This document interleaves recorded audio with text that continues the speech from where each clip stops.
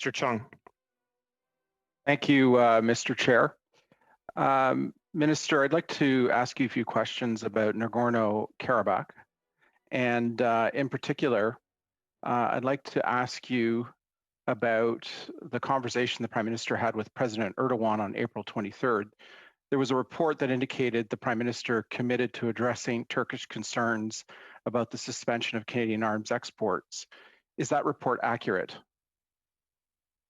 I'm not privy to the discussion between the Prime Minister and Minister Erdogan, but I think there is a readout and the readout speaks for itself. Okay. You approved these arms exports to Turkey. Why? Well, let me just frame the discussion on that, Mr. Chong. As you know, Canada, under your government and all previous government, have been exporting equipment to NATO countries. Canada, as one of the most robust export control regime in the world, under our government, we signed the Arms Trade Treaty. And I must say to Canadians who are watching, sadly, you voted against that, where we enhanced our export control regime.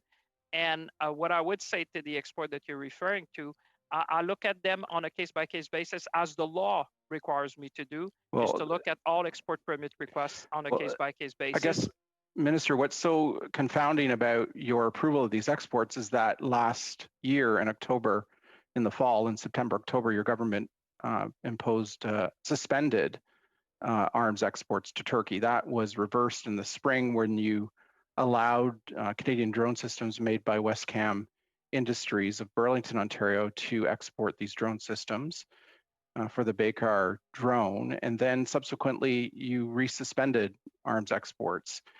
So that's why I asked the question. You know, high-tech drones are the reason why Azerbaijan defeated Armenia. There is no doubt that drones shifted the balance of power and made a huge difference in the conflict. The Canadian drone systems used in the South Caucasus by Azerbaijan were instrumental in Azerbaijan defeating Armenia. And it was your government, you in particular, Minister, that approved the export of Canadian drone systems.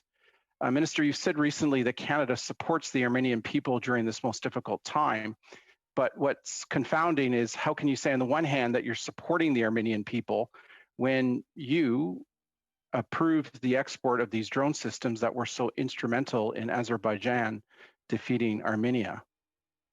Well, let me be very clear to you and the Canadians, Mr. Chong. First of all, you're talking about cameras that were exported. That's the Canadian equipment that you're referring to, I suppose, with respect to that. And to show that our export control regime works, Mr. Chong, as you know, the moment that I was made aware that the end-use certificate was violated, and the allegations that were made, I immediately suspended the relevant permits. And I think the steps that have been taken by Canada have been applauded even by the Prime Minister of Armenia. You probably saw his public statement that says he welcomed Canada's suspension and he wished other countries would follow suit. When I said that I was talking with Armenia, I've been in contact with the minister almost every day during the conflict. I've been talking to the Secretary General of the United Nations. I spoke to the Secretary General of NATO. I spoke to the leadership of the OSCE. I spoke to my colleagues in Europe to see what we can do more. But I think with respect to the export control regime, as you know it well, Mr. Chong, it is important to say that under the law, I am required to look at permits when they come to me, and I look at them on a case-by-case basis with the evidence that is presented to me.